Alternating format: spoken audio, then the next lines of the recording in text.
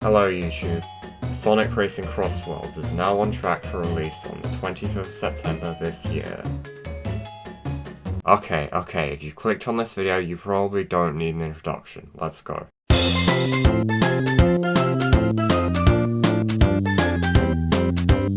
So far, we already know that 21 races are confirmed for the base game.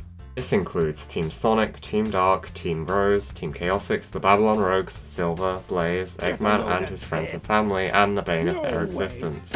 When I look at them overall, we have pretty much most of the main modern Sonic cast here. Now, there are still other characters like Infinite, Nephilis, Marine and Styx that are highly desired fan favourites.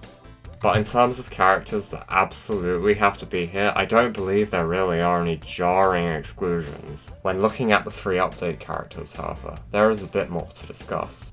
We of course have the characters I just mentioned, as well as characters from the IDW comics such as Surge, Tangle and Whisper. But a Sonic character who I think is an absolute must is Professor Gerald Robotnik.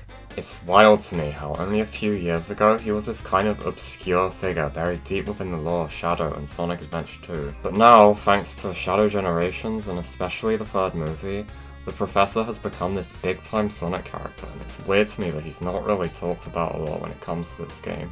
I specifically imagine him with his Shadow Generations design, but he's wearing the Eggman-style suit he wears in the final act of the movie. That would be really cool, and I think he would be really popular if he were like that.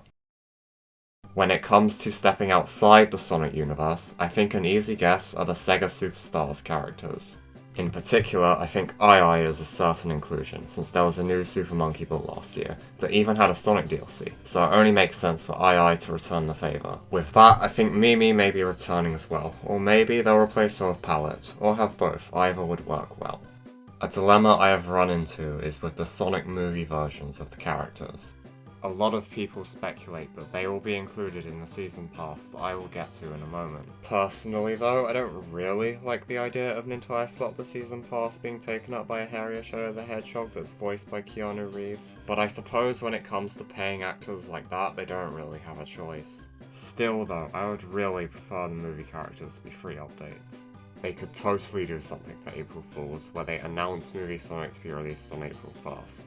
They promote it like normal up until then, but then, on the day, the update released instead adds the Sonic from the first movie trailer to the game. And then the social media team act like everything is completely fine and normal while everyone with the game is completely puzzled and freaking out. That would be hilarious.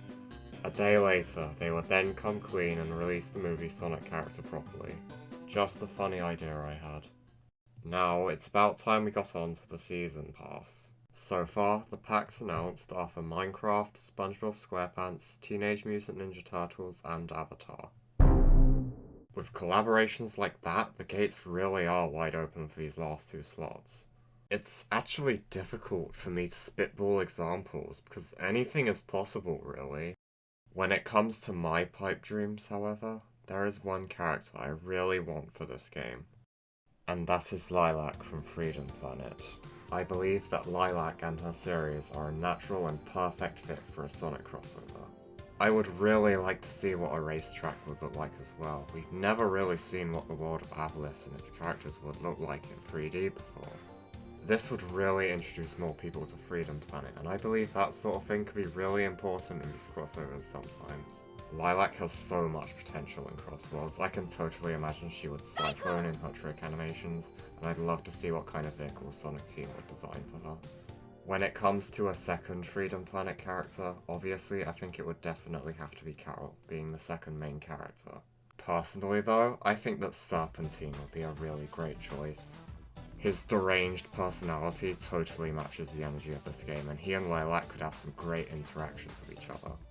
The only thing holding all this back is the fact that Freedom Planet is not exactly what I would call a big-name franchise, which is what the Asian website describes, but oh well, I can still dream. What do you mean I have another season pack to discuss? Well, like I said, anything is really possible here. Yeah, for Wave 6 of the Sonic Racing CrossWorlds Season Pass, the motionless Sega consoles will be making their grand return. That's about all I have to say. Goodbye.